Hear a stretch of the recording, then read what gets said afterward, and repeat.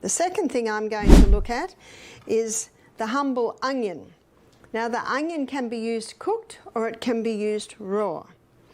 To use it cooked, we'll look at cooked first, and this is the first poultice that I ever did. My first daughter, I was 23 when she was born, so I think I was probably about 25 when she got an earache. And I was trained as a nurse.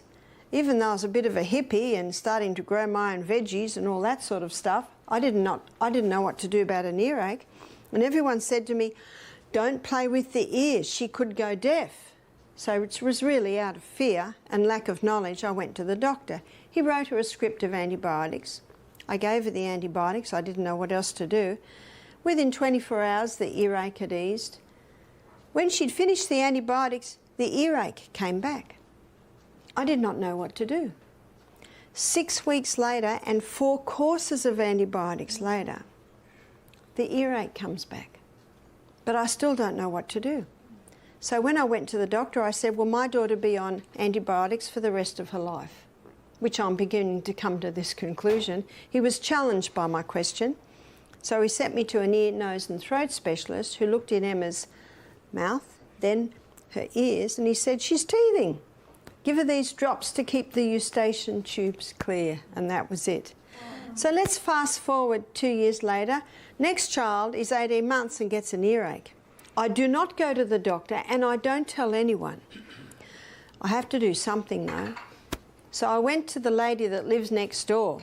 So I was, 26 or 27 by now. She's 85. I said, what did your mother do when you were a little girl and you had an earache? She said, Mum would steam up an onion on the stove. So I went home, I steamed the onion up on the stove, and then I cut it in half under her directions, so that what you're looking at is the rings. So you keep the skin on and it keeps everything in place. And I wrapped the onion up in a cloth, a few layers,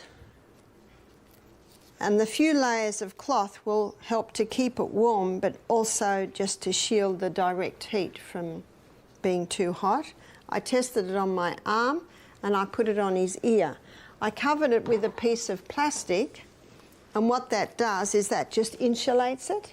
And then he was just a little boy, I was breastfeeding him, and I could put the onion between his ear and my arm, and I could feel the heat. And when he slept, I laid him down on the bed, but I laid him down on a towel that had been folded up about 8 times because I knew that that would keep it warm. You can keep it on for as long as you can keep it warm. What did they do before plastic? They used a wool square, so you can certainly use a wool square. I make a lot of my own clothes, and in the winter I make a lot of woolly skirts. So I have squares, and you can also put a woolen square just this side of the plastic so that the plastic doesn't even touch you, but it is stopping the moisture going through and insulating it and keeping it warm. James slept for 2 hours. When he woke up, he was happy. I watched him all day and the next day and the next day. That was it. Just compare my experience. 2 hours sleep with onion on his ear, and then my last experience with my first daughter, 6 weeks and 4 courses of antibiotics. No wonder I went into natural remedies. I was excited at the prospect. So I went down to the newsagent and I bought a book that had A, B, C, D, E, F, G in it. And I started my natural remedy book. And under E, I put onion compress. I have since learned that you can steam it and squeeze it. And if you squeeze it, you'll get a few drops of juice out. This is when it's hot.